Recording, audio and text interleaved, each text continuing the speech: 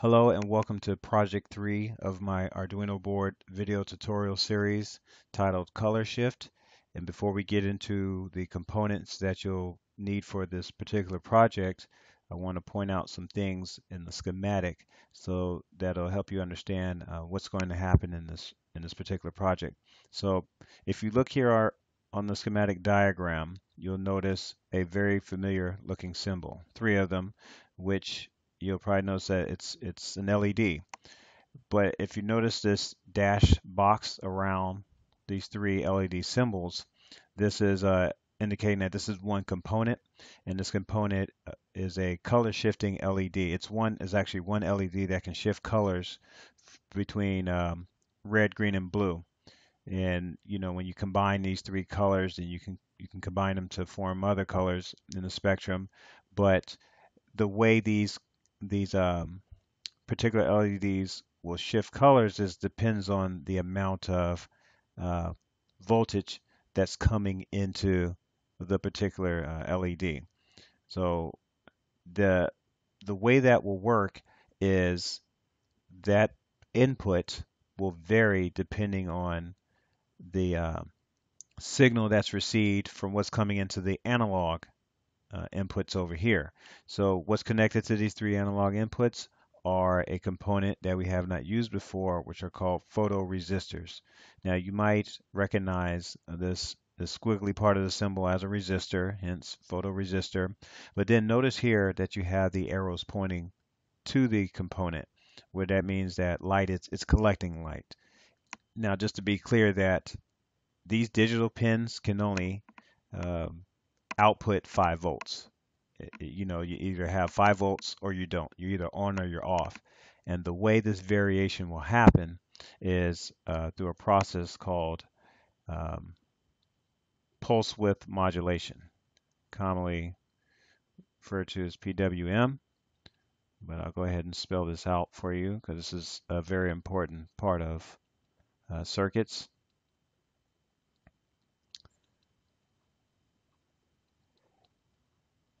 All right, and this is a symbol that you'll see here for pulse width modulation, and you'll also notice this symbol next to 6 pins here on our Arduino board that is set aside to be able to have pulse width modulation.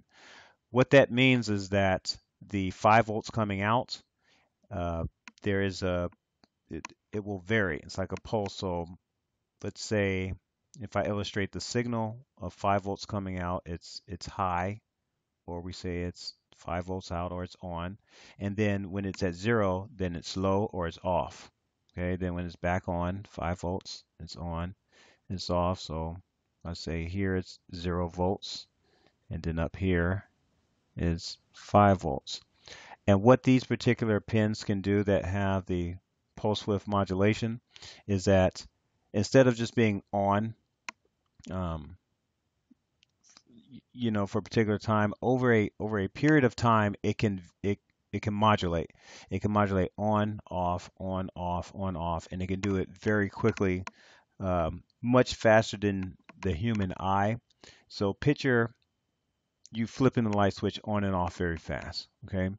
And so if you do it fast enough, it may look like the light is it's a little dimmer than what it is when you actually just leave it on. So if this thing modulates fast enough, then it can give the appearance of the intensity is a little dim, and then depending on, of course, the type of modulation, for example, you can have it on for a long time, then off for a short period of time, then on for a long time, then off for a short period of time, or you can have it on for a short period of time, off for a longer period of time. And you get the idea. And again, when you combine these three colors here, you can create a color shift. So this thing will shift between colors, and the intensity will vary from very bright to being a little dim. So that kind of gives you a little insight into what this particular project is all about. And um, so let's go ahead and collect the particular components that we're going to need.